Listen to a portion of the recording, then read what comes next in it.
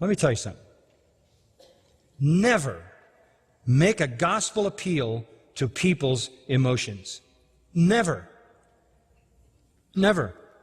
That's why we don't have some kind of an emotional appeal here and play all kinds of schmaltzy music in the background. I don't want you to do anything because we work your emotions up. Never appeal to people with any kind of gospel appeal that is directed at their emotions. Why? Because you can manipulate people's emotions. And frankly, most people have issues in their lives that make them sad. And if you work well enough on their emotions and you're clever enough at it, you can promise them happiness. And when they make some kind of superficial step, they'll have a momentary kind of relief. There'll be a kind of newly stirred up feeling that they have. Oh, now God's on my side. Now I'm going to heaven. This is wonderful. And you've accepted me and you've embraced me. And may not signify anything at all. The world is full of people who would like to be happy. Agreed? The world is full of people who would love to be accepted and loved and go to heaven. If you appeal to the emotions, you're going to get emotional reactions. And emotional reactions are not necessarily consistent with true conversion.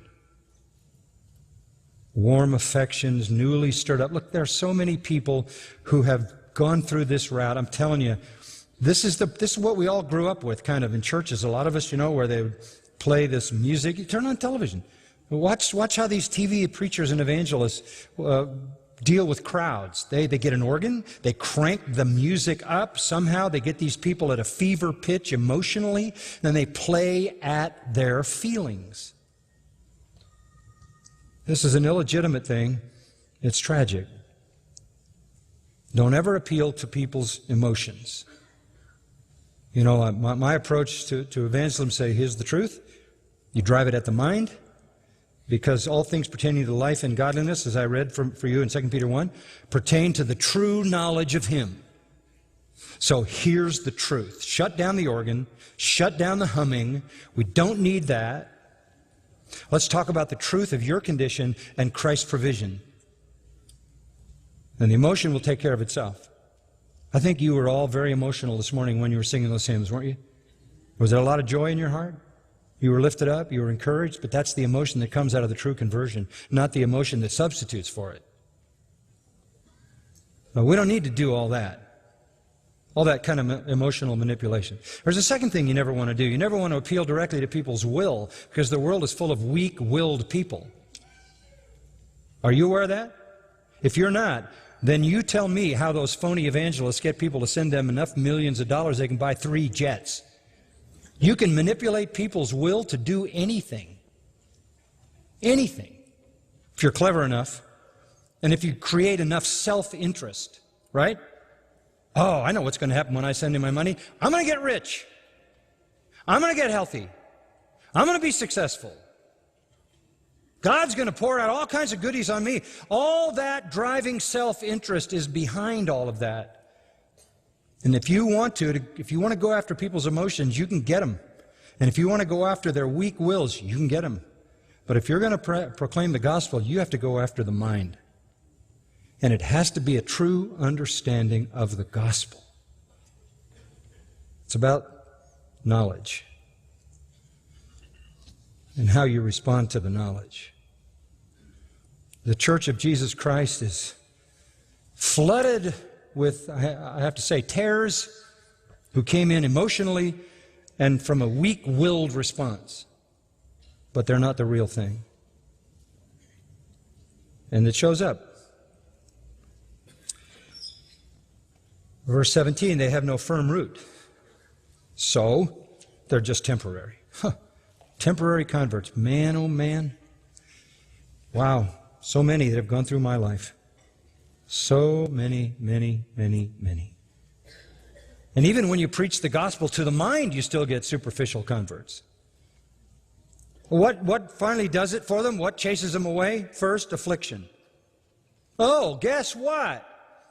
You told me I'd get rich. You told me I'd get healed. You told me that Jesus would make me successful. Guess what? I have cancer and my husband left me. I'm out. Any kind of pressure. Thalipsis is the Greek word. If it's not real, the pressure will prove it. That's why Peter says, and it's so important, that trials prove your faith. That's why you long for trials, because when you come out of a trial and you have experienced an enduring faith, that's giving you assurance.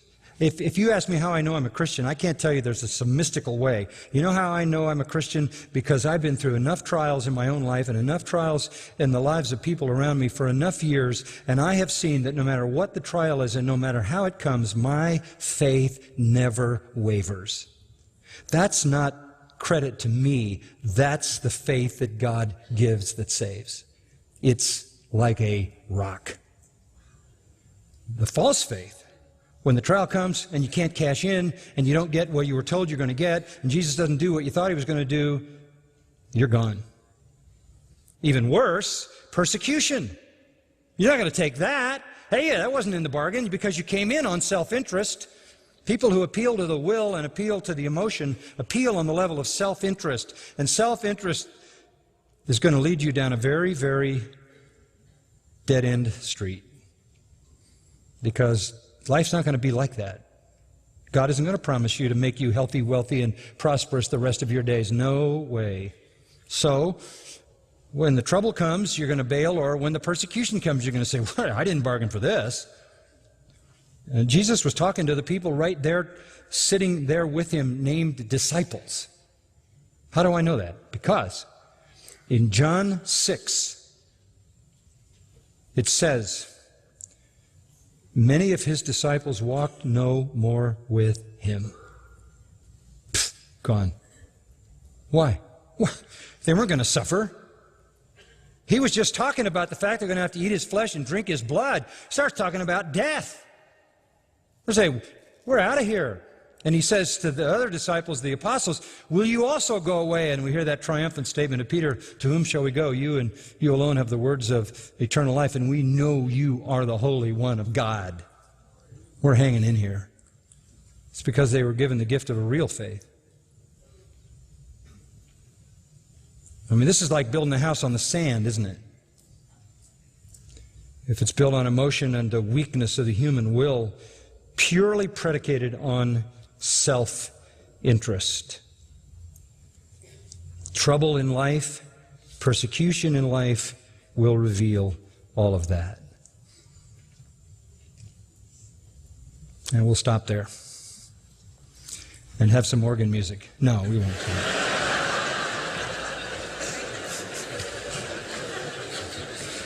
So we will, Steve, if we will.